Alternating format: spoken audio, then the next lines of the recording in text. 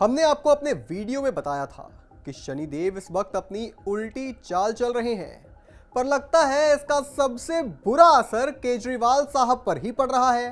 देखिए ना, जहां एक ओर बेचारे सरजी जेल से आने के लिए छटपटा रहे हैं, वहीं दूसरी ओर लोकसभा चुनाव के नतीजों में दिल्ली में आम आदमी पार्टी को करारी शिकस्त मिली।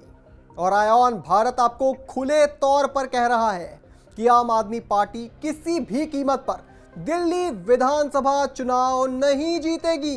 यानी अगले साल दिल्ली में बीजेपी की पूर्ण बहुमत की सरकार बनने वाली है।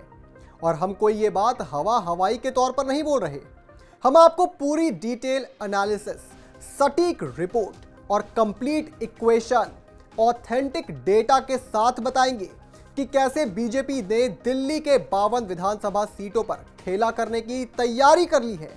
लेकिन उससे पहले अगर आपने हमारे चैनल को सब्सक्राइब नहीं किया है तो अभी सब्सक्राइब कर लीजिए और बेल आइकन दबाना ना भूलें। नमस्कार, मैं हूं आपके साथ स्नेह श्रेयस। आप देख रहे हैं आयान भारत। साफ शब्दों में एक बात समझिए, दिल्ली की जनता बेहाल है। कभी पानी की कमी, कभी बाढ़ की आफत और कभी फ्री फोकट में केजरीवाल का भ्रष्टाचार तो है ही।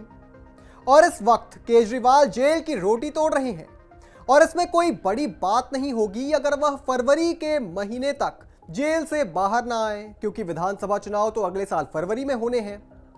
और हाँ, अगर वह सोच रहे हैं ना कि अगर उन्हें जेल में रहने पर सिंपैथी वोट मिलेगा, तो दिल्ली की जनता ने लोकसभा चुनाव में उन्हें ऑलरेडी ठेंगा दिखा दिया है।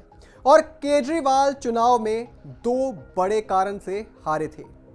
एक स्वाति मालीवाल केस और दूसरा कारण था अरविंद केजरीवाल के भ्रष्टाचार के कारण दिल्ली के लोगों का भरोसा कम हुआ है।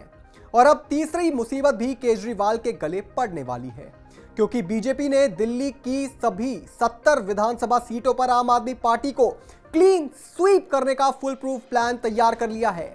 आइए आपको लोकसभा चुनाव के नतीजों के हवाले से थोड़ा डिटेल देने की कोशिश करते हैं। दिल्ली में इस बार आम आदमी पार्टी ने इंडिया गठबंधन के घटक दल के रूप में 7 सीट से 4 सीटों पर चुनाव लड़ा। यानी कि 7 में से 4 सीटों पर आम आदमी पार्टी ने चुनाव लड़ा था।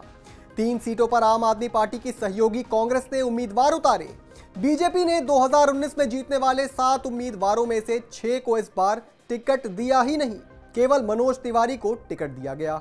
यानी कि बीजेपी ने इस बार 6 नए चेहरों पर दांव लगाया, मगर फिर भी बीजेपी 7 की 7 लोकसभा सीटों पर जीत गई। अब इस आंकड़े को विधानसभा के हिसाब से देखा जाए तो बीजेपी ने दिल्ली की 70 विधानसभा सीटों में से 52 सीटों पर बढ़त बनाई है। दक्षिण दिल्ली सीट पर 10 में से 7 विधानसभा सीट पर बीजेपी आगे रही और 3 विधानसभा सीटों पर इंडिया गठबंधन आगे रहा। चांदनी चौक सीट पर भी 10 विधानसभा सीटों पर यही आंकड़ा रहा।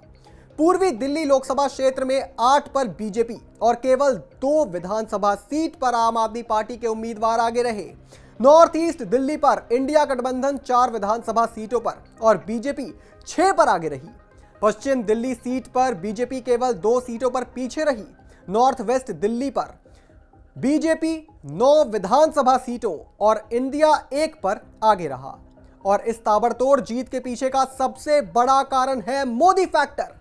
इसके अलावा दिल्ली में लगातार तीसरी बार सभी 7 लोकसभा सीट जीतने के बाद बीजेपी के हौसले बुलंद हैं और बीजेपी फिर से डबल इंजन की तैयारी शुरू कर रही है।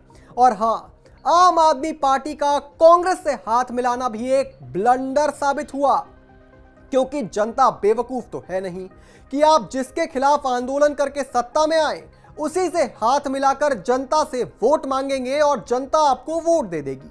खैर, पब्लिक ये जानती है कि माफी मांगने के मामले में अरविंद केजरीवाल का कोई जवाब नहीं है। वो अपनी पहली 49 दिन की सरकार के लिए माफी मांग चुके हैं और उन सभी नेताओं से भी माफी मांग चुके हैं जिनके ऊपर उन्होंने कभी ना कभी भ्रष्ट होने के आरोप लगाए थे। मगर केजरीवाल जी, आप ये साफ साफ समझ लीजिए, आपको जनता माफ नहीं करने वाली और अब शीश महल से निकलकर भी रास्ता ढूंढ लीजिए। इस पर आप क्या सोचते हैं दोस्तों, हमें कमेंट करके जरूर बताएं। और भी तमाम बड़ी खबरों से जुड़े रहने के लिए आप देखते रहें आयान भारत।